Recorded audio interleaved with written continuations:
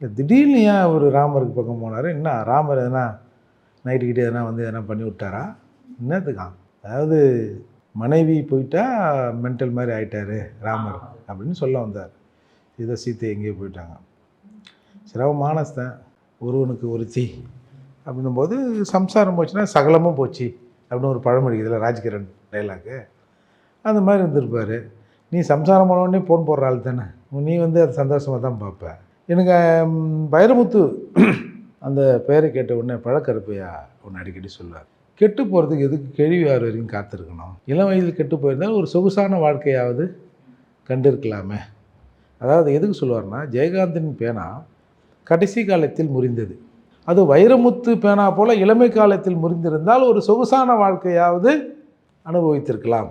அப்போது பிஞ்சிலேயே ஆரம்பத்திலேயே என்ன சொல்கிறது, அது சொல்கிறது ஹைட் ஏதோ அப்படி ஆனவர் வைரமுத்து.